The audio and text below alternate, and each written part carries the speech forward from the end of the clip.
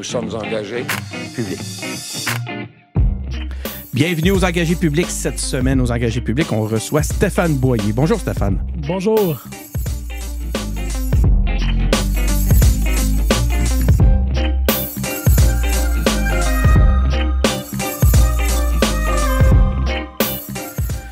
Donc, on reçoit Stéphane Boyer. Stéphane, par contre, j'ai un petit malaise. Vas-y. Écoute, j'ai fait des démarches pour accueillir le maire de Laval. J'avais préparé toute ma vignette, tout était prêt, puis soudainement, c'est toi qui arrives. Bon, t'as compris que c'est un gag. J'ai remarqué aussi, donc, il y a ce créateur de contenu-là qui est très populaire, qui est excessivement bon, Mounir Kadouri, en fait, qui est vraiment même un idole pour nous, aux engagés publics. On l'adore. Mais j'ai vu aussi que pendant la campagne électorale, il y avait un blog qui s'appelait Paul, maire de Laval. Qu'est-ce qui se passe avec le nom de maire de Laval? C'est vraiment populaire parmi les créateurs de contenu. Ben écoute, tant mieux. Je pense que pendant très longtemps, Laval, on n'en parlait pas. Puis là, de plus en plus, on voit des artistes de différents domaines qui émergent de notre ville. Donc, tant mieux. Plus on en parle, mieux c'est. Ça m'a fait rire parce que quand on fait la recherche, tu sais, il sort haut dans les résultats de recherche. Ouais. Dans bien des cas, il sort avant toi. As-tu déjà rencontré? As-tu déjà eu l'occasion de discuter avec non, toi? On n'a jamais eu l'occasion de se rencontrer, mais je suis ce qu'il fait. Il a un grand auditoire. Je pense qu'il interpelle aussi beaucoup les jeunes, tu sais, des fois qui sont moins intéressés par la politique, donc tant mieux. OK. Y a-tu quelqu'un d'autre qui t'avait déjà fait la blague? Je me le suis demandé. À l'occasion. Ah, OK, c'est ça. Stéphane, merci beaucoup d'avoir accepté l'invitation. En fait, tu fais partie, je te dirais, de notre Sainte Trinité pour ce qui est des maires aux engagés publics. On a reçu Catherine Fournier, on a reçu Bruno Marchand, plusieurs reprises les deux. Puis l'autre maire pour compléter notre trio là, qu'on souhaitait recevoir, vraiment, c'était toi. Donc, encore une fois, je réitère. Il fallait juste que je vienne jusqu'à Québec. Oui, puis là, il y avait l'occasion. T'es ici pourquoi, là? En fait, j'étais avec Catherine et Bruno, donc on avait une rencontre là, de l'Union des municipalités du Québec. Oui, exactement. Tu sors de là. Oui, oui. OK. Là, ça te dit que tu t'en venais faire une entrevue ici? Non, mais j'ai peut-être encore leur odeur sur moi. Là. On peut presque parler d'un trio en studio. On les a avec nous. On a les phéromones des meilleures villes de la province. Cool, c'est merveilleux. Donc, allons-y. Écoute, les engagés publics, c'est ça, hein, je te l'expliquais un petit peu avant de commencer. On veut savoir qui sont les individus, qui sont les humains derrière nos élus, derrière nos politiciens. Fait que, on est bien intéressés. T'as eu l'occasion de répondre souvent à ces questions-là, mais on s'intéresse à ton parcours, à tes motivations. Puis, tu sais, j'ai lu, évidemment, avant de te recevoir. Puis t'as l'air vraiment d'avoir un parcours spécial là, avec ta marche, tes 1000 kilomètres pour l'autisme, avec l'expérience que tu as vécue en Afrique du Sud. Ça semble avoir eu un impact important dans ta vie, où ça a l'air d'avoir même orienté, ou en tout cas assurément, ça témoigne de ton schème de valeur. C'est qui Stéphane Boyer? Ouais. En effet, je crois qu'il y a rien qui me prédestinait à la politique, je vais dire ça comme ça. C'est personne dans mon entourage, quand j'étais plus jeune, qui suivait particulièrement ça, la politique. Et moi, ce qui m'intéressait, c'était changer le monde. J'étais jeune, je voulais contribuer positivement. J'ai eu la chance de voyager beaucoup, souvent dans des voyages humanitaires où je vais faire du bénévolat et de m'impliquer aussi beaucoup dans le communautaire. Donc, en effet, avant de tomber dans la politique municipale, j'ai roulé un peu ma bosse là, à l'étranger puis dans différents organismes. J'ai fait ma marche pour l'autisme du Rocher-Percé au Mont-Royal pour lever des fonds. J'ai travaillé avec des immigrants en francisation. J'ai travaillé pour le YMCA dans des programmes d'échange étudiants. J'ai travaillé en Afrique du Sud comme répartiteur ambulancier. Oui, c'est vrai, je voyais ça. Hein? Donc, j'ai fait plusieurs expériences à gauche puis à droite. Puis ce que je souhaitais faire durant mes études, c'était beaucoup de travailler pour des grandes ONG internationales. Donc, travailler pour l'ONU ou la Croix-Rouge ou Médecins sans frontières parce que je trouvais ça intéressant d'espérer changer quelque chose pour le mieux. Et au fil de mes engagements, ben c'est des réflexions personnelles qui m'ont emmené vers la politique, puis à me dire qu'au final, qu'on aime ou qu'on n'aime pas la politique, c'est probablement ce qui a le plus gros impact sur notre qualité de vie. Et en même temps aussi, j'étais un peu critique. Je suis devenu un peu plus critique sur l'aide internationale, où est-ce que tu as quelqu'un de l'Inde qui s'en va dire à un gouvernement africain quoi faire, puis un Africain qui s'en va dire à quelqu'un en Inde quoi faire. Puis je me dis, au final, je pense que c'est peut-être plus... moi, comme Canadien, je pense que je dois contribuer à développer mon pays, mais j'ai pas de leçon à donner à personne à l'étranger. Donc, j'en suis venu à m'intéresser davantage à la politique puis à ce qui se passait chez moi. C'est ça que j'allais dire, c'est que ça pourrait-tu expliquer justement ton implication à un niveau excessivement local, très, très près de l'action aussi? Peut-être même aussi, peut-être ton rôle de répartisseur, ça a eu un impact? Oui, en fait, mes réflexions étaient générales. Donc, prendre conscience là, de l'importance de la politique dans nos vies, de comment les politiques publiques viennent définir notre système puis ce qui nous gouverne au quotidien.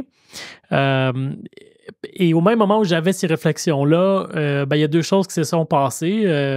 Premièrement, il y a eu en fait, je suis allé au conseil de ville de Laval. Donc, j'ai grandi à Laval. Oui, tu as été conseiller quand même là, avant de... C'est ça. Puis donc, à l'époque, quand j'ai eu ces réflexions-là, c'était à peu près en 2011. Donc, je suis revenu, j'étais au Mexique, je suis revenu au Canada en me disant, bon, je vais commencer à m'intéresser à la politique, à ce qui se passe chez moi. Je suis allé au conseil de ville un petit peu pour me familiariser. Puis, je me rappelle, il y a une question qui m'a marqué, un citoyen qui venait demander au maire, M. Vancourt à l'époque, c'était quoi la stratégie de Laval en matière de logement social puis de lutte à la pauvreté. Puis le maire avait dit, concernant votre question, je vais aller aux toilettes. Okay, c'est pas une blague, l'Assemblée. C'est pas une blague, ça s'est vraiment passé. Donc là, moi, c'est sûr que c'est venu me choquer, me chercher. Je me suis dit, ben voyons, ça se peut pas que ça se passe dans un conseil de ville. Et pas longtemps. Attends, juste pour être sûr que tout le monde comprenne bien, il y a quelqu'un qui a posé une question sur des enjeux importants comme ceux que tu viens de soulever, puis là, lui, il a fait « Continuez, je m'en vais aux toilettes ». Exactement. Donc, le citoyen posait sa question, il n'avait pas totalement fini, puis M. Vancourt s'est levé, il a dit « Continuez votre question, je vais aux toilettes ». Donc, c'était une façon de dire « Je vais aller chier pendant que tu me parles de pauvreté ». On va leur dire « Ça ne m'intéresse pas ce dont tu me parles », puis il a vraiment sorti de la salle du conseil de ville. Donc, quand tu vois ça, tu te dis, OK, c'est quoi l'importance que la mairie accorde à des enjeux aussi cruciaux que l'habitation ou la pauvreté? Et là, de fil en aiguille, je suis retourné au conseil de ville les mois suivants, puis on a commencé en parallèle à entendre de plus en plus parler des cas de corruption. L'année d'après, la commission Charbonneau a été mise en place, donc c'est certain que je suis parti d'une réflexion générale de, bon, je vais m'intéresser à la politique et à ce qui se passe chez moi avant de m'impliquer à l'étranger. Mm-hmm. Et un petit peu par hasard, là, la chose municipale est venue me piquer, me chercher. Et évidemment, là, après avoir vu tous les scandales de corruption dans ma ville, je me suis dit, OK, ben c'est là que je veux m'impliquer. Ça a été intense, hein, à Laval, toutes les histoires de corruption. Oui. Ça, pas mal, ça semblait être un épicentre à un certain moment, là, au cœur. Ben, pendant 23 ans, c'était le même maire, pendant presque 30 ans, la même équipe politique. Ah oui, je savais pas. Pratiquement pas d'opposition. 23 ans. Oui, oui. Donc, disons qu'il y a eu amplement de temps pour établir son système. Et Laval est la troisième plus grande ville du Québec, ça. Mais souvent, il n'y a pas beaucoup d'attention médiatique non plus sur Laval. Donc, c'était peut-être plus facile dans ce contexte-là pour lui de mettre en œuvre justement un stratagème sans trop qu'il y ait de questions soulevées. Mais écoute, je savais pas qu'on en parlait aussi ouvertement de cette réalité-là. Ça a été quoi, là? Je veux dire, comment je n'ose même pas imaginer la gestion de changement que ça a dû représenter, de détricoter le système, comme tu dis. Bien, il y a eu... c'est fascinant, en fait, ce qui s'est passé à Laval en 2013, parce que suite à la commission Charbonneau, tous les scandales qui ont sorti, le maire Vancourt a démissionné. Il y a eu 37 accusés qui ont fait de la prison dans la plupart des cas. Tous les élus qui étaient en place, à l'exception d'un seul, ont quitté la politique. D'ailleurs, cette année-là, il y a eu 4 maires en une année. Donc, le maire suppléant de Vancourt a lui aussi quitté dans les scandales, mais à ce moment-là, le scandale de prostitution, de haute excès de vitesse. Ensuite, il y a eu une troisième mairesse pour ensuite arriver aux vraies élections en 2013. Il était temps. Et donc, à ce moment-là, quand on a été élu, en fait, mon parti, c'est Mouvement Lavallois. Mouvement Lavallois, c'était juste plein de citoyens opposés à Gilles Vaillancourt.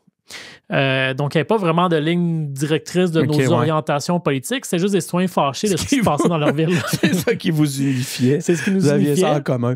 Faut tasser Vaillancourt. Il était allé en prison, Vaillancourt, je sais. Il était là en prison. Pas très longtemps. Il a écopé pour une peine de 6 ans de prison. Mais évidemment, au Canada, tu peux sortir au 6e de ta peine. Donc, il a fait 1 an au total. Quand même, c'est pour le symbole.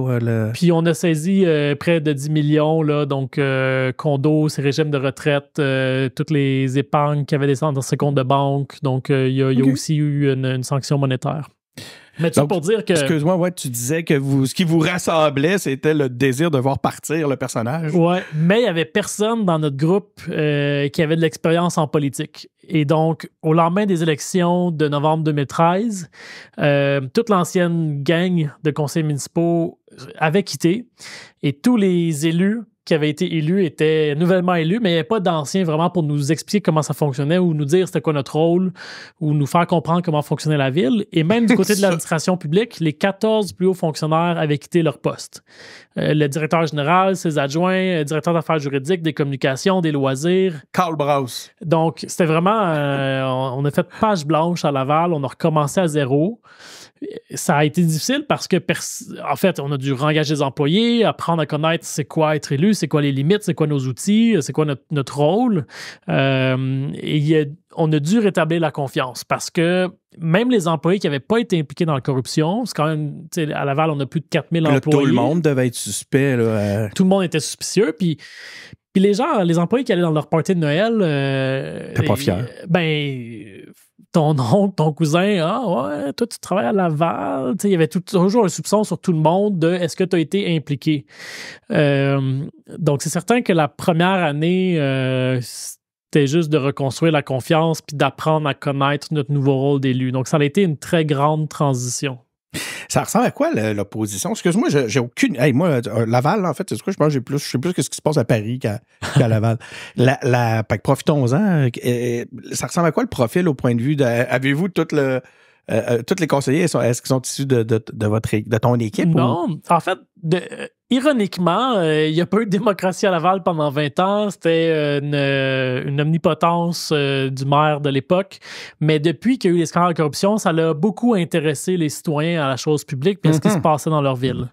Et donc, aux élections de 2013, 2017 et 2021, dans les 3 dernières élections, il y avait au moins 5 formations politiques, 5 partis politiques, plus des indépendants, autant dans les districts comme conseils municipaux qu'à la mairie. Fait que je vous dirais que dans presque tous les districts, il y avait 7 à 9 noms sur le bulletin de vote. Donc, dans beaucoup de villes, c'est des votes sans opposition, là, par acclamation. Moi, je suis heureux de voir qu'à Laval, non, il y a vraiment une démocratie qui est revenue. Et depuis ce temps-là, il y a toujours eu environ 3 partis de représentants au conseil de ville. Donc, en ce moment, il y a 2 oppositions. Et ça a été comme ça aussi les 2 derniers mandats. Donc, il y a vraiment, nos jours, plus de démocratie. Je vais t'expliquer pourquoi je m'intéresse à l'opposition. C'est que j'ai l'impression que dans une première année, telle que tu nous racontais tantôt, que vous avez quand même dû, jusqu'à un certain point, travailler ensemble, là, vraiment, pour reconstruire tout ça, même malgré le rôle d'opposition à un moment donné. Je veux dire, vous repartiez tellement de zéro. Oui. Ben, c'est sûr que il y a la nature des choses, quand même, à l'échelle municipale, il y a l'exécutif, qui est un peu l'équivalent du conseil des ministres. Donc, il y a certains conseils municipaux qui vont siéger à l'exécutif qui, eux, travaillent à temps plein à l'hôtel de ville, sont impliqués plus dans les dossiers. Donc, je te dirais, dans la gestion courante de la ville, c'est plus ces élus-là qui vont être impliqués. Au niveau des élus, c'est plus les grandes orientations, les règlements, l'adoption du budget. Donc, c'est sûr qu'il y a une nuance quand même. Quand tu n'es pas sur le comité exécutif, quand tu n'es pas maire, tu es un peu plus loin de la gestion courante de la ville. Mais cela étant dit, on a eu des grandes réformes qui ont été mises en place, puis dans la plupart des cas, acceptées par tous les partis. On a, par exemple, créé une commission de la gouvernance. La ville donne des subventions à plein d'organismes communautaires, mais il n'y avait pas de reddition de comptes. En fait, dans la plupart des villes, il n'y en a pas. Puis ça avait été un outil pour la corruption, entre autres, dans le passé. Certains organismes avaient été utilisés pour détourner des fonds. Donc là, on est venu mettre en place un nouvel organe où siègent tous les partis de la ville et où les organismes doivent venir rendre des comptes quand ils ont des subventions de la ville pour démontrer que l'organisme est bien géré et que l'argent va vraiment aller servir la mission pour laquelle ils existent. Est-ce qu'on est en mesure de... Est-ce que ça a été chiffré, l'argent qui était détourné? Puis est-ce que maintenant, la Ville dispose de plus de sommes pour atteindre ses objectifs, pour mettre en branle ses projets, ou c'est pas de même que ça se... On ne saura jamais l'étendue complète de la corruption, mais nous, on a mis sur pied une équipe qui ont fait des enquêtes et qui ont poursuivi les gens pour lesquels on avait des preuves. Et à ce jour, c'est environ 60 millions qu'on a récupérés. Donc, c'est des sommes considérables. À ma connaissance, il n'y a aucune autre ville au niveau municipal, qui ait cherché autant d'argent que ça. C'est, à ma connaissance, une des plus grandes histoires de corruption dans l'histoire du pays même.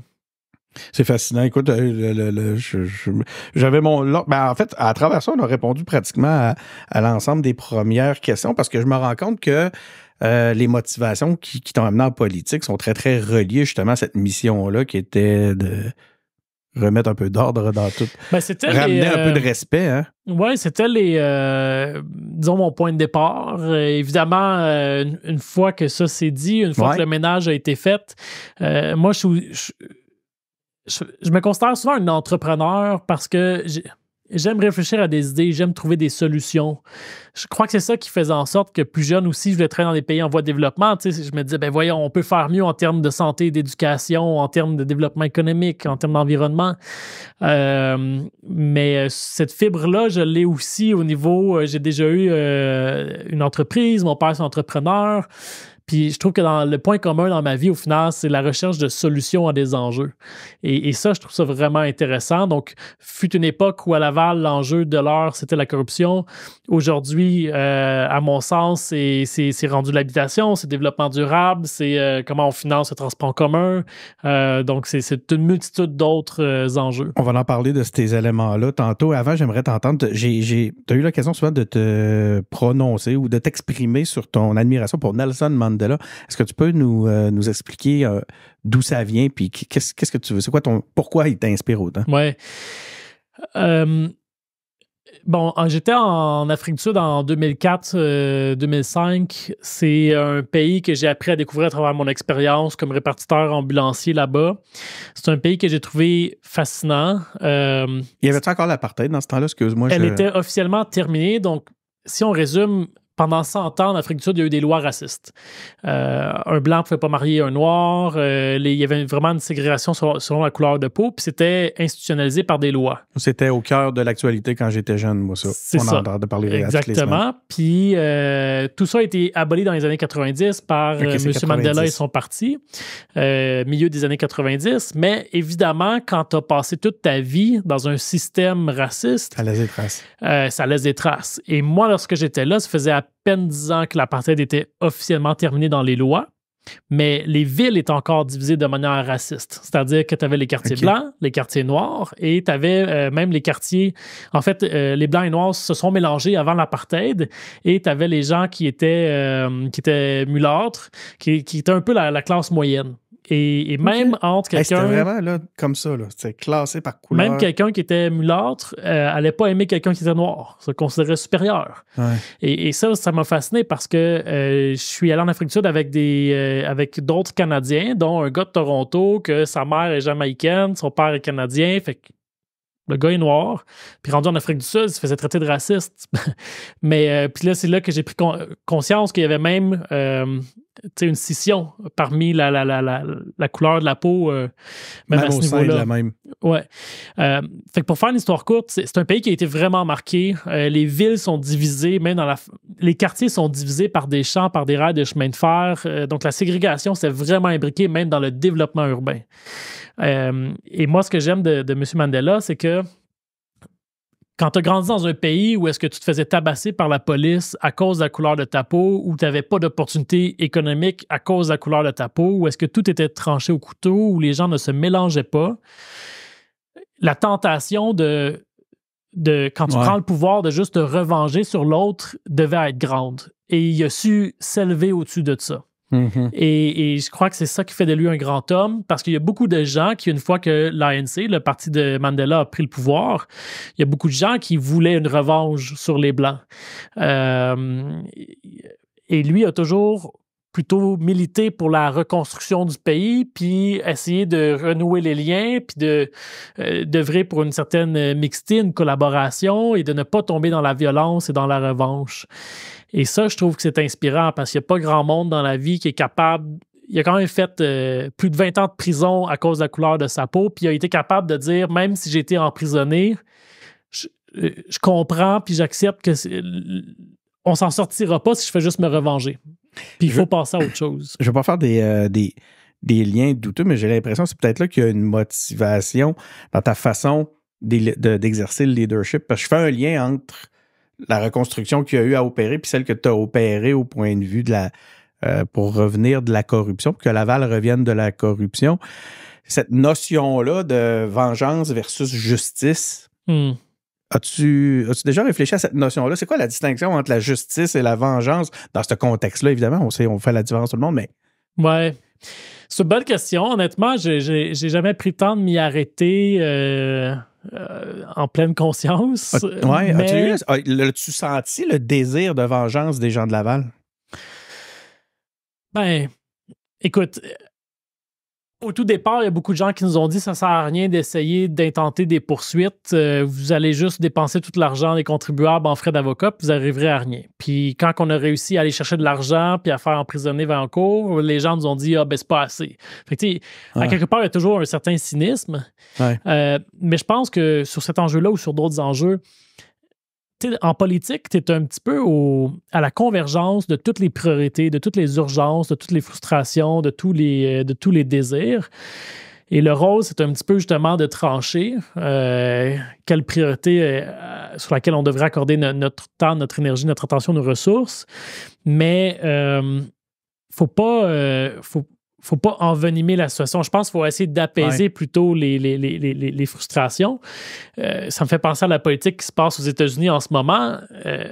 Malheureusement, beaucoup d'élus jouent sur cette frustration-là, l'alimentent pour faire parler d'eux, pour obtenir des votes. Mais là, tu viens diviser ta population et c'est très dangereux. Quand on voit des scènes comme on a vu le 6 janvier à la suite de l'élection de M. Biden, je ne sais pas ce qui va se passer à la prochaine élection aux États-Unis, mais je ne sais pas si on a conscience à quel point que le système américain est rendu fragile en ce moment. Je suis sûr qu'on peut parler de la plus grande puissance mondiale parce que la population elle est tellement divisée que la situation est assez critique. Mais à quelque part, c'est que c'est des élus qui en profitent de cette division-là. Puis moi, je vois mon rôle comme au contraire. Là. Ouais. Moi, je trouve que mon rôle, c'est d'éviter ça. Tu aurais pu t'asseoir sur le rôle d'Eliott Ness de Laval puis faire tout ton capital politique là-dessus. Puis dire des têtes tomberont. Les têtes vont tomber. Oui. Jeter de l'huile sur le feu puis capitaliser là-dessus. Ça a été quoi? Là, ça fait combien de temps que t'es maire de Laval? 2 ans. 2 ans. OK, pardon, je suis choqué, faut que ça s'opère, ça s'est opéré, c'est tout frais. Es-tu en mesure déjà de faire un bilan? Y a-tu des choses que tu as, au-delà de ce volet-là, puis là, on en a parlé beaucoup, là, de la corruption, mais sinon, y a-tu des dossiers pour lesquels, là, maintenant, tu peux dire, on a réussi à implanter quelque chose? Es-tu en mesure de faire un bilan? Demi-mandat. Ben, le travail n'est pas fini puis sera peut-être jamais fini, mais je suis très content de ce qui a été réalisé jusqu'à aujourd'hui. Laval a une grande force qui est on n'a pas d'agglomération, on n'a pas d'MRC, on n'a pas d'arrondissement. On a une gouvernance qui est très simple. Et on est aussi une grande ville qui a quand même des bonnes ressources. Là, on a beaucoup d'experts internes. C'est le même à Longueuil aussi, je pense, hein? Longueuil a une agglomération, c'est un petit peu plus complexe. C'est un peu plus complexe, OK. Mais là où je veux en venir, c'est que c'est une force pour faire des grands changements. On peut faire des grands changements rapidement. Mm-hmm. Et je le vois, là, par exemple, on a voulu prendre un virage vers l'écofiscalité. Presque pas de ville qui faisait ça au Québec. On a mis en place quelques nouvelles mesures. Moi, dans ma tête, c'était juste ça allait de soi, c'était un point de départ. Mais Peux-tu expliquer à moi, qui ne connais pas ça, et à nos auditeurs qui ne connaissent pas l'écofiscalité? On parle de quoi? Parfait. Ben, en général, les villes, les gouvernements, on va réglementer avec des lois ou des règlements. Fait que tu as le droit de faire ça ou tu n'as pas le droit de faire ça. C'est une façon de faire qui est très blanc ou noir, très rigide. Il y a, selon moi, un autre grand outil que les gouvernements devraient utiliser davantage, la fiscalité. Donc, juste de jouer sur l'argent pour inciter à aller vers des choix qui sont mieux pour la société. Donc, l'idée, c'est pas de taxer plus les gens, mais c'est de taxer plus intelligemment. On a mis en place 3 mesures d'éco-fiscalité. La première, c'est lorsqu'il y a un chantier de construction. Donc, quand quelqu'un construit un bâtiment, on est venu quantifier l'impact de perdre le nombre de mètres carrés de terrain en termes d'impact sur la filtration de l'air, rétention de l'eau et tout ça. Et ça donne un taux de taxation. Donc, quand quelqu'un construit un bâtiment, il paye une taxe pour la perte de l'espace vert. Cet argent-là va dans un fonds qui est dédié à des mesures environnementales. Plantation d'arbres, réduction des eaux de chaleur, etc. On a mis une deuxième mesure qui est sur le chauffage au mazout. On a réalisé qu'on avait 16 000 maisons qui chauffaient au mazout à Laval. C'est 100 fois plus polluant qu'un chauffage électrique.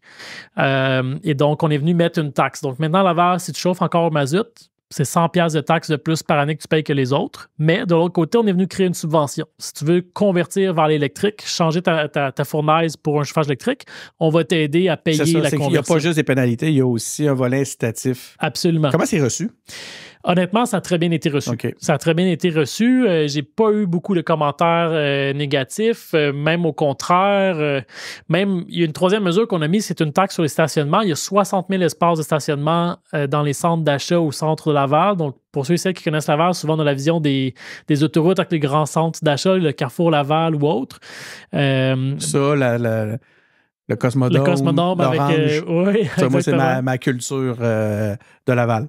Mais ça, tu vois, on payait avant pour planter des arbres, réduire les eaux de chaleur, réduire les surverses. Puis c'était tout le monde qui payait pour ça. Mais là, on s'est dit, mais pourtant, c'est les stationnements des grands centres d'achat qui créent les îlots de chaleur. Fait que c'est peut-être à eux de payer la plantation d'arbres le long des terrains puis des boulevards au centre-ville. Donc, on fait payer pour les externalités. Hein, Exactement. Puis honnêtement, ça a très bien été reçu. J'ai parlé à certains des propriétaires des centres d'achat, puis la plupart me disaient « Ah, on comprend, pas de problème avec ça. » Donc, c'est une nouvelle façon de faire. Et pour en revenir à la question de base qui était c'est quoi le bilan à Laval? Oui. Je suis en train de perdre moi-même le fil de mes questions. Ben, je suis content parce que, tu sais, juste en 2 ans, on a parti d'un mode de taxation traditionnelle à aujourd'hui avoir 3 mesures d'éco-fiscalité. Pour moi, ça allait de soi que c'est des choses un peu normales à faire. Puis je me suis rendu compte qu'on est la ville au Québec qui en faut le plus. Ben, il y a de l'innovation dans ce contexte-là. Ouais. Puis pourtant, pour nous, c'est juste un départ. Tu sais, on veut mettre en place d'autres mesures similaires. Donc, c'est ça, Laval, je pense, a fait des beaux progrès au niveau de l'environnement, du développement durable. Sur l'aménagement urbain, on a adopté aussi un nouveau règlement d'urbanisme qui se veut moderne. Donc maintenant, chaque projet devra avoir au minimum 25 % d'espace vert. Donc on veut qu'il y ait plus de végétalisation un petit peu partout. Les stationnements vont être moins nombreux, souvent souterrains ou derrière les bâtiments pour être cachés. Donc on essaie de construire une ville qui va être beaucoup plus belle parce que là, aujourd'hui, Laval est une ville fonctionnelle. C'est vrai que c'est pas facile de se déplacer pour sa beauté. Mais t'as pas envie d'y marcher. Donc, on veut changer ça. Il faudrait que j'y aille un jour pour vrai. Absolument. Autrement que pour en transit ou pour autre. Je serais bien curieux finalement de découvrir Laval. Je me ferais juste à imaginer que j'ai pour aller à Laval juste pour... Tu m'appelleras, je vais venir te faire visiter. Tu nous feras visiter les plus beaux endroits. Et est-ce que puis on parle d'innovation, puis je me demandais, je t'écoutais, puis je me dis, y a-tu des villes qui commencent à tendre l'oreille un peu, à regarder un peu, étirer le cou pour voir ce qui se passe à Laval, puis à vous demander un peu comment vous faites ça, puis observer votre modèle pour l'appliquer, pour l'emprunter? Oui, définitivement. De plus en plus dans plein de domaines, que ce soit en environnement, en éco-fiscalité, en transport en commun, on se démarque et on se fait appeler par d'autres municipalités. D'ailleurs, une fois par année, toutes les villes du Québec se rassemblent entre elles pour parler de différents sujets, avoir des formations. Donc, c'est comme un petit congrès. Et justement, il y avait un atelier où est-ce qu'on nous a demandé de venir présenter nos mesures d'éco-fiscalité. Donc, on l'a fait. Il y a eu plus de 450 inscriptions. Ça a été l'activité la plus populaire parmi tous les autres conférences qu'il y avait. Et, donc, il y a définitivement un intérêt. Puis là, je viens de recevoir une invitation pour venir le présenter aux villes du Canada. Donc, moi qui pensais que c'était ça allait de soi, je me rends compte que c'est assez unique. Là. C'est ça. Mais pour toi, ça allait de soi. Puis finalement, tu te rends compte que tu es en train de démarrer peut-être une petite révolution de ce côté-là. Comment ça va? Écoute, nous autres, c'est tough, OK? Tu étais avec Bruno Marchand ce matin. Transport durable là, à Québec, on est un peu gênés. On n'est pas capable d'aller chercher nos parts d'investissement parce qu'on tourne en rond.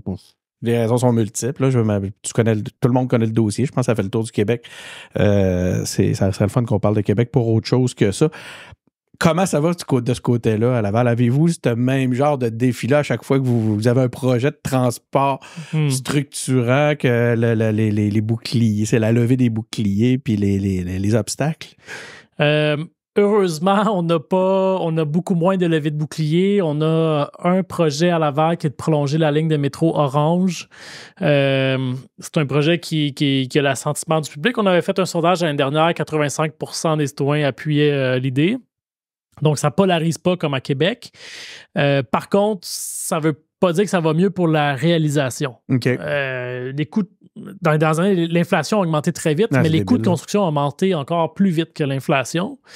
Et là, aujourd'hui, il y a un grand déficit qui s'est créé dans le transport en commun parce que d'un côté, tout coûte plus cher, pas juste à construire, mais aussi à entretenir. Donc, les garages, les rails des chemins de fer, les autobus, tout coûte plus cher à acheter et à entretenir. C'est construction et entretien. Hein. Exactement. Puis le télétravail, de l'autre côté, a diminué la vente de billets, donc les revenus autonomes. Donc ça crée un immense déficit qui, dans le Grand Montréal, est chiffré à 500 millions.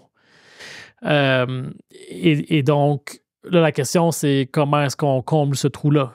Là, on travaille sur des mesures d'optimisation. Il y a eu des licenciements. Je pense que c'est à peu près 300 employés qui ont été licenciés dans le transport commun de Laval, Longueuil, Montréal. Donc, surtout des gens au niveau administratif. On essaie de ne pas couper l'offre de service. On essaie de ne pas réduire le nombre d'autobus qui roulent sur la route. Mais c'est sûr que ça fait en sorte que nos organisations là, sont plus fragiles. Donc, on ne voit pas encore la lumière au bout du tunnel pour faire un mauvais jeu de mots sur la question du transport. Je crois qu'il y a peut-être deux défis.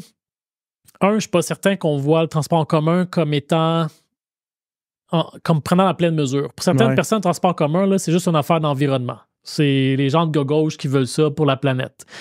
Non. Donc, c'est quoi? Ben, pour moi, c'est un outil de développement économique. Quand tu as un mode structurant de transport en commun, que ce soit un tramway, que ce soit un métro ou autre, je veux dire, les entreprises veulent se construire alentour parce que ça donne accès à la main-d'œuvre puis aussi à un grand bassin d'utilisateurs ou de clients. Donc, on le voit partout dans le monde. Dès que tu crées une infrastructure lourde de transport en commun, ça attire les investissements, autant immobiliers que les entreprises. Puis j'ai eu la chance de faire 2 missions à l'étranger où est-ce que j'ai rencontré des fois des entreprises justement qui ont des projets d'expansion puis qui regardent ce qui vient au Canada ou aux États-Unis ou ailleurs. Puis souvent, ils ont besoin de 2 choses. Eux, ils disent, nous, on a besoin d'un endroit où est-ce qu'il y a de la main-d'œuvre, donc où il y a des universités puis des cégeps qui vont s'assurer d'avoir des gens formés dans les domaines de leurs industries. Puis l'autre chose, ils veulent un accès.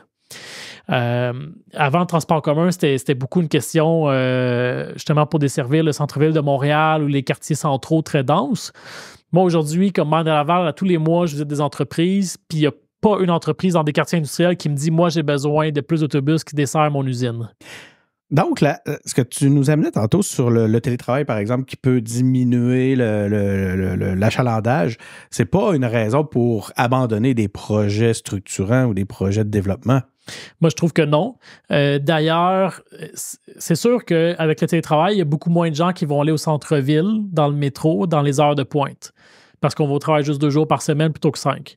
Mais là, vous autres, c'est bouché, le circuit routier, pas à peu près. Là, je m'excuse. Hein. À Montréal, oui. À Laval, on est bien. OK, ouais, mais si t'as à aller en ville, oui, mais à Montréal. Mais tu vois, l'achalandage, l'utilisation du transport commun dans les parcs industriels, par exemple, à Laval, est plus élevée aujourd'hui qu'avant la pandémie.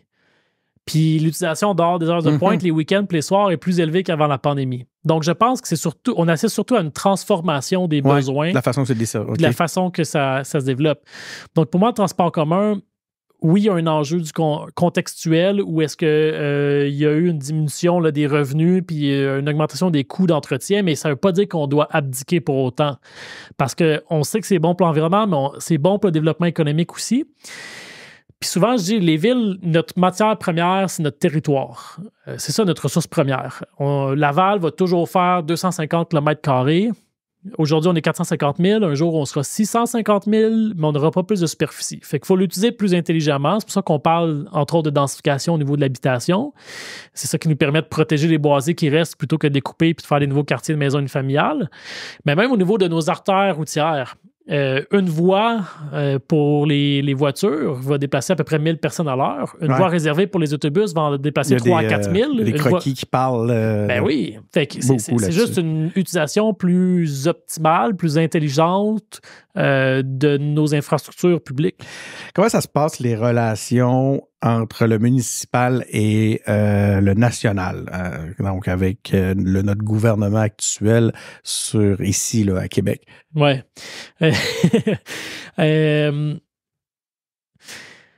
Écoute, je vais donner une réponse mi-figue, mi-raisin. Si on est honnête, on n'est pas toujours aligné sur les grands enjeux. L'habitation, moi, rapidement, en fait, dès le début de mon mandat, c'était une priorité. Avec la mairesse de Longueuil, on avait fait un semestre sur l'habitation où on avait réuni beaucoup d'acteurs du monde privé ou public ou associatif.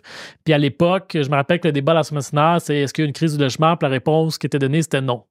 Puis il y avait un peu un refus de parler de la question. Là, aujourd'hui, force est de constater qu'il y en a eu une crise. Là. Puis là, je sens que Québec là, embarque en ce moment dans... Je me souviens qu'on a déjà dit qu'il n'y en avait pas de crise. Ben c'est ça. Au tout départ, le gouvernement disait non, il n'y en a pas de crise. Il n'y a pas de problème. Une semaine après, ça a explosé. C'est ça. Fait que, donc, que ce soit sur le transport en commun, sur l'habitation, sur le développement durable, c'est certain que je sens qu'il n'y a pas toujours un alignement entre le gouvernement du Québec ou les villes. Tu l'expliques comment? Écoute, je pense que chaque élu, chaque parti ont leur vision, ont leurs priorités. Puis c'est correct aussi, c'est naturel. Je pense qu'il y a peut-être aussi un certain contexte où est-ce qu'il y a eu beaucoup de jeunes maires, mairesses relativement progressistes élus tout au même moment. Fait qu'il y a aussi un alignement naturel dans le monde municipal. Ça aurait pu être différent.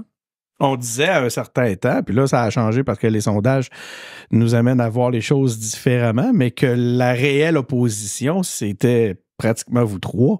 Ouais. Bruno, mais tu vois, ça, Catherine, c'est une étiquette toi, que les médias Stéphane. nous donnent beaucoup puis qu'on veut pas avoir parce que honnêtement, les municipalités, on dépend beaucoup du gouvernement du Québec pour beaucoup de sujets. Intérêt à vous fâcher avec eux autres. Puis même au niveau fédéral, quand le gouvernement fédéral annonce des sommes pour l'itinérance, pour l'habitation, pour le transport commun, la façon que ça marche au Québec, c'est que l'argent s'en va au gouvernement du Québec, puis ça, Québec décide. Donc, tous les investissements, non seulement du gouvernement québécois, mais aussi du gouvernement canadien, transitent par le gouvernement du Québec pour les villes. Donc, pour nous, c'est un interlocuteur de premier choix. Puis, honnêtement, on souhaite juste que nos dossiers avancent. Puis, on veut juste réussir à progresser. C'est correct des fois qu'on n'ait pas toujours la même idée sur tous les sujets, mais il faut trouver des voies de passage. Mais là où je suis quand même content, puis parce que, tu sais, des fois, on critique beaucoup ce qui va mal, il faut souligner ce qui va bien. Je trouve qu'au Québec, on a quand même réussi, dans les dernières années, à faire des grands changements, des grandes réformes qui ont passé peut-être un petit peu inaperçues. Souvent, on chicane sur l'argent. Mais en ce moment, on a eu beaucoup de flexibilité qui a été donnée au niveau de la loi pour les municipalités. Puis ça, je trouve que c'est quand même un gain qu'on doit souligner. Qu'est-ce qui s'en vient pour les 10 prochaines années à Laval? Qu'est-ce qu'on s'attend? Bonne question. Écoute, je suis un gars impatient. On va espérer de tout réaliser d'ici 5 ans plutôt que 10 ans. Bon, premièrement... OK, tu as un plan 5 ans. Ben, en tout cas, moi, quelque chose qui prend 10 ans à réaliser, là, tu perds mon intérêt tout de suite. Ouais, mais de toute façon, ça se passe plus vite. Notre système électoral fait que ça devient aussi plus difficile. Oui. Ben, écoute, qu'est-ce qui nous attend? On travaille fort en ce moment pour racheter la plupart des boisés, puis des berges, puis des îles qui n'ont pas été développées à Laval. On ne peut pas empêcher le développement si on n'est pas propriétaire. Donc, on veut les garder. On s'est engagé à investir 100 millions pour acheter un maximum de milieux naturels possible. Une fois qu'on va en être propriétaire, on pourra les aménager, faire des sentiers pour des bancs publics, mais des toilettes pour les rendre accessibles. Sinon, sur le plan de la culture, Laval est une des régions qui avait le plus bas investissement par habitant au Québec. Donc, on travaille à soutenir notre milieu culturel. On a un grand projet d'infrastructure qui va accueillir 15 organismes de création artistique avec une grande bibliothèque. Excuse-moi, je veux juste préciser ce point, ce que tu viens de nous dire là, cette affirmation-là. Quand tu dis le plus bas niveau d'investissement, c'est les dépenses per capita des citoyens de Laval qui dépensent moins en culture ou l'investissement gouvernemental et d'autres instances municipales et autres? L'Institut de la statistique du Québec compile en fait les investissements publics, donc de la Ville puis du gouvernement du Québec dans la culture. C'est des investissements, OK. Là, ça peut prendre différentes formes. C'est des investissements dans des bibliothèques, dans des musées, dans des festivals. En moyenne, au Québec, c'est environ 85 $ par habitant qui est investi pour la culture. À Laval, nous, on est à, je crois, 56 ou 57, si je me rappelle bien. OK.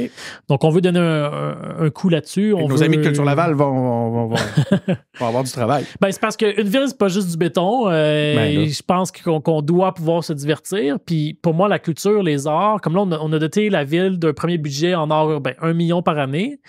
Puis, on a dit à nos équipes, là, faites-nous de l'art urbain, faites-nous des murales, lancez des festivals, faites des choses avec ça. Puis, l'idée, c'est de susciter des émotions, faire rêver, amener à la réflexion en voyant justement des œuvres d'art un petit peu partout à travers la ville. Moi, je pense que c'est une dimension qui est quand même importante dans la vie. Évidemment, on s'entend, là, tu sais, il y a des besoins de base à combler, l'eau, le déneigement, les rues, mais ça ne veut pas dire pour autant qu'on doit avoir une ville plate, tu sais. Je crois qu'il faut mettre un peu de couleur aussi dans notre ville. Peut-être que j'y aurais été s'il y avait plus de culture, plus de berges, plus... Alors, vous allez être connu pour autre chose que le Cosmodome. Ben écoute, je trouve ça fascinant. Je comprends la vision est claire. C'est le fun de voir que vous prenez un virage qui pour rendre cette ville-là plus agréable. Comme ça, en terminant, Stéphane, j'aurais une question. On n'a pas eu. Finalement, on a tellement filé là tout de suite sur les sujets que on n'a pas pu creuser beaucoup le côté un peu plus personnel. Puis on aime en savoir plus, comme je te disais, sur nos élus, aux engagés publics. Je vais te poser 3-4 questions. Qui vont nous permettre d'en savoir un peu plus, toi, à travers certains choix. Si tu avais le droit d'amener un seul livre ou le travail d'un seul auteur sur une île jusqu'à la fin des temps, jusqu'à la fin de tes jours, ça serait lequel? Excellente question. Bon, j'ai envie de dire Moonwalking with Einstein. C'est un livre que j'ai trouvé fascinant. C'est sur la mémoire. Puis on explique comment est-ce que pendant très longtemps dans l'humanité, il n'y avait pas Internet, puis les gens n'avaient pas accès à des livres. Et donc, le système d'éducation, on passait beaucoup de temps à apprendre à juste mieux utiliser notre cerveau pour retenir l'information, la mémoriser. Et ce livre-là nous apprend à connaître notre cerveau, puis apprendre des trucs pour justement être capable de mieux se rappeler des choses. Puis ça, je trouvais ça fascinant parce que c'est vrai qu'aujourd'hui, je trouve qu'on vit dans une société où est-ce que... on a des calculatrices, c'est facile, fait qu'on oublie un peu comment on calcule, mais ça réduira pas avec l'intelligence artificielle. Ça. C'est sûr que non, mais ça m'a fait redécouvrir un petit peu une facette de l'humain qui est comment est-ce qu'on peut se débrouiller sans tous les outils technologiques qui sont à côté de nous. Même question, tu as compris le principe. Côté musical, es-tu un grand mélomane? Si tu avais le droit à un album ou la musique d'un groupe ou d'un artiste, ce serait lequel? Écoute, j'aime la musique, j'aimerais jouer des instruments de musique. Malheureusement, je me suis essayé, je suis vraiment pas bon là-dessus. J'aime beaucoup les grands classiques. Il n'y a pas de groupe précis que j'aime bien Macklemore. Aux États-Unis, c'est un rappeur qui... je connais pas. Moi, je connais le réalisateur. Il fait de la musique, mais quand même assez positive avec des réflexions sur la société. Je pense que c'est lui qui me vient en tête le plus instinctivement. Déjà, un style. D'ailleurs, on t'a pas vu dans un rap avec un des artistes à la Claire Ensemble qui est dans le cadre d'une campagne. C'est absolument génial en passant. Là, on a fait... Mais c'est quoi donc? Phil Doux. Ah, c'est ça. C'était pas Mets du respect dans ton bac, c'était l'autre après qui était dans le même style. Mais... Exactement, To Do. La campagne To Do. C'était génial. Donc, on sait que la vitesse dans les rues, là, c'est une préoccupation pour la sécurité des gens, puis sentiment de confort dans nos quartiers. Puis on a voulu faire quelque chose de différent, qui allait marquer les esprits. On s'est dit, on va utiliser l'humour. Donc, on a eu cette campagne-là, tout dans nos rues. Puis on a invité nos citoyens à participer à la campagne. Donc, dans les bibliothèques, ils pouvaient aller chercher des petites affiches qui étaient écrites « Tout doux dans ma rue ». Les employés municipaux aussi, je pense. Ah, les employés municipaux, on a fait un vidéoclip, en fait, parce qu'on a invité des vrais employés de la ville à participer au vidéoclip. Puis on a invité des vrais citoyens à participer. Ça a été un grand succès. Puis là, les citoyens sont allés chercher les affiches Tout doux dans ma rue. Ils ont mis ça sur leur maison. Les citoyens se sont appropriés la campagne. Encore aujourd'hui, il y en a plein qui les ont pas enlevés malgré l'hiver. Puis là, tu te promènes dans les quartiers à Laval, tu as plein de petites affiches Tout doux dans ma rue. Donc, les gens se l'ont approprié, la campagne. C'est génial. Ça, allez voir ça, allez sur YouTube, faites une recherche. C'est bon en plus, la musique est bonne. Comment il s'appelle déjà cet artiste-là? Ah, c'est pas, je comprends. Là, on va m'en vouloir, j'ai un blanc. Vite, passe à un autre sujet. C'est ça, que ça soit moi qui l'oublie, c'est pas si grave. Là, tu vas t'en faire reparler. Mais ça arrive, hein? On n'a pas toujours tous les noms. Moi, les noms en plus, là. OK, cinéma maintenant. Oui. Dernière question. Le cinéma. Si tu avais un film ou une œuvre d'un réalisateur ou une œuvre cinématographique. Hey, je suis pas bon pour ce genre de questions-là. Ouais. il y en a certainement. C'est drôle beaucoup. Quand même que ça leur a été ça, les questions les plus difficiles. Oui, ça, c'est certain, c'est certain. Mon Dieu. Je pense que je vais abdiquer. Ah, t'es sérieux à ce point-là? Ben, écoute, moi, j'ai un cerveau, là, je vis dans le moment présent puis dans le futur. On dirait que dès que c'est fait, mon cerveau efface. Tu peux me compter une blague 3 fois de suite dans la même année, je vais toujours la rire. Mon espèce de blague qui a fait patate au début, celle-là, probablement que tu l'avais déjà trop entendue. Moi, on dirait que mon cerveau, automatiquement, dès que j'ai lu quelque chose, dès que j'ai vu quelque chose, je l'apprécie sur le moment, puis après ça, mon cerveau fait bon. On fait de la place sur le disque dur, là, il y a d'autres infos qui s'en viennent. C'est drôle, écoute, moi, je suis complètement l'inverse. Je suis capable de citer des citations dans des épisodes de là, 15 ans des Simpsons ou de Kaamelott, tout ça. Écoute, je suis un peu épaté. Ben, dans ce cas-là, c'est quoi? Je pense que celle-là, tu vas en avoir une réponse. Je t'avais dit dernière question. Celle-là, ça va l'être ma dernière question. Mais tu es un grand voyageur, donc si tu avais encore une place à aller, ta prochaine destination là, où t'as vraiment, ça brûle d'y aller? Ah, écoute, il y en a beaucoup. J'ai envie de dire l'Asie centrale, parce que c'est pas connu, parce qu'on n'en entend jamais parler. Je suis curieux de voir un petit peu qu'est-ce qui se passe là-bas. Merci beaucoup, Stéphane, d'être venu d'avoir pris du temps de passage. Là, j'imagine que tu étais sur le chemin du retour pour Laval, mais en tout cas, merci d'être venu aux engagés publics pour nous rencontrer. Un grand plaisir. Merci aussi à vous d'avoir été à l'écoute. Vous le savez, des entrevues comme celle-là, on en a plusieurs. On a Catherine Fournier, on en a, je pense, 2-3 entrevues avec Catherine Fournier. On a 3 entrevues avec Bruno Marchand. Donc, si vous avez apprécié, allez-y, allez voir les autres. Sinon, ben, vous le savez, on a beaucoup d'élus comme ça qui viennent nous voir. On est choyés. Vous pouvez nous écouter sur YouTube, Apple Podcast, Google Podcast et compagnie. Faut que j'arrête de dire Google Podcast. Je pense que ça n'existe même plus. Quoi qu'il en soit, allez nous mettre des évaluations 5 étoiles sur Apple Podcast. On est rendu là au point de vue de la découvrabilité. C'est ce qui va nous aider beaucoup. C'est Denis Martel qui est au micro. Merci d'avoir été à l'écoute et on se retrouve pour un prochain épisode.